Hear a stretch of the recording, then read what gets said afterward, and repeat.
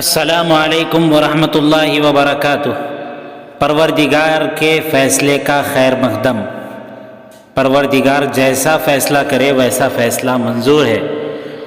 بنی اسرائیل میں ایک عبادت گزار تھا۔ اس نے پہاڑ کی کوہ میں اپنا مسکن بنا رکھا تھا۔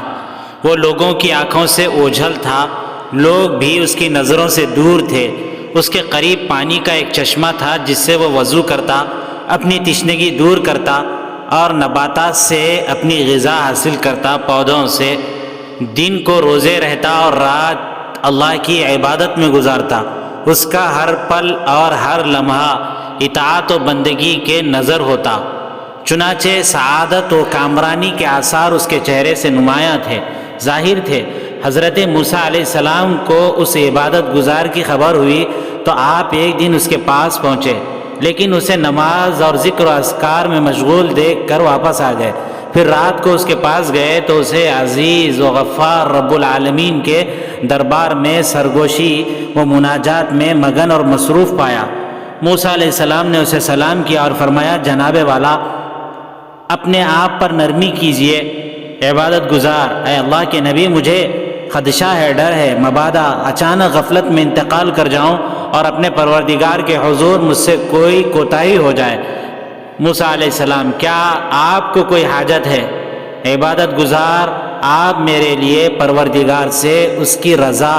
و خوشنودی کی دعا کر دیں اور میری یہ التجا بھی پہنچا دیں، یہ پیغام بھی پہنچا دیں کہ وہ مجھے زندگی بھر صرف اپنی ہی خوشنودی، اپنی ہی رضامندی، اپنی ہی خوشنودی کے کاموں میں مشغول رکھے، حتیٰ کہ یہاں تک کہ میں اس سے جا ملوں، میں اللہ تبارک و تعالیٰ سے ملاقات کر لوں۔ موسیٰ علیہ السلام اس کے بعد دعا و مناجات میں مشغول ہو گئے اور اپنے مولا سے لذت کلام میں اس قدر ڈوب گئے کہ عبادت گزار کی باتیں یاد نہ رہیں۔ اللہ تعالیٰ نے موسیٰ علیہ السلام سے پوچھا، آپ سے میرے عبادت گزار بندے نے کیا کہا تھا؟ آپ سے میرے عبادت گزار بندے نے کیا مطالبہ کیا تھا؟ موسیٰ علیہ السلام نے عرض کیا، میرے پروردگار، تو ہی زیادہ جانتا ہے۔ اس نے تیری رضا و خوشنودی کی طلب کی ہے کہ اس کو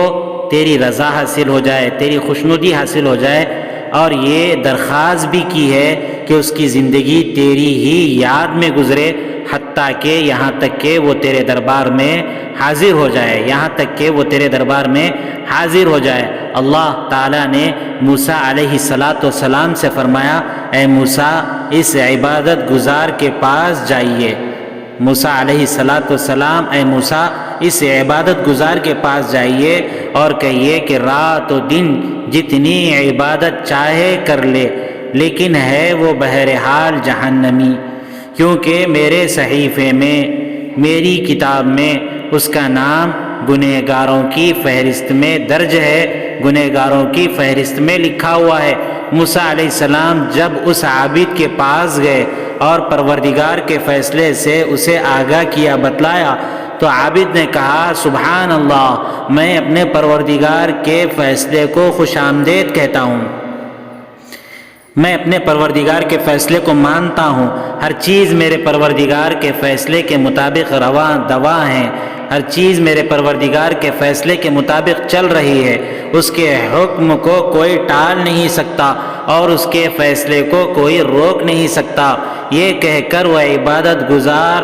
زور زور سے گریہ وزاری کرنے لگا، رونے لگا۔ پھر کچھ دیر کے بعد اس عبادت گزار نے بولا،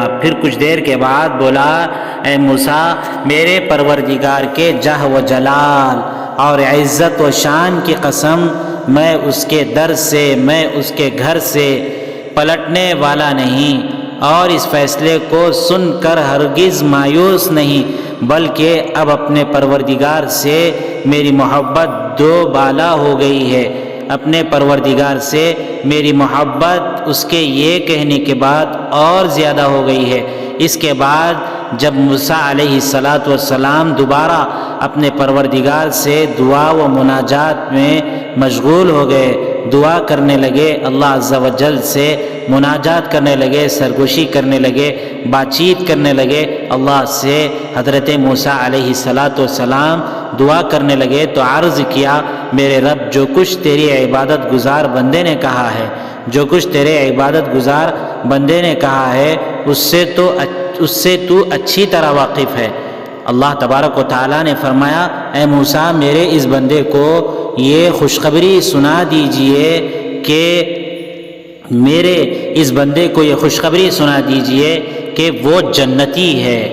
میری رحمت نے اسے جا لیا۔ اسے یہ بھی بتا دیجئے کہ اس نے میرا یہ خوش کن فیصلہ، میرا یہ بہترین فیصلہ اپنے صبر و رضا کے عوض میں بدلے میں حاصل کیا ہے، کیونکہ میرا سابقہ کڑوا فیصلہ، پہلے والا جو فیصلہ سن کر بھی وہ چی با جبی نہ ہوا، یعنی اس کی پیشانی پر کوئی خم نہیں آیا، کوئی بل نہیں آیا، اگر وہ آسمان و زمین بھر گناہ بھی ساتھ لائے تب بھی میں اسے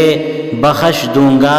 میں کریم اور غفار ہوں، میں بخشنے والا ہوں، میں بخشش کر دیتا ہوں۔ جب حضرت موسیٰ علیہ السلام نے یہ خوشخبری اس عبادت گزار کو سنائی، اس اللہ کی عبادت کرنے والے بندے کو سنائی تو وہ سجدے میں گر گیا، پروردگار کی حمد و ثنا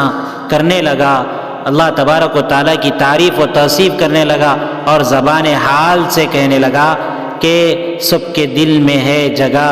میری جو تو راضی ہوا،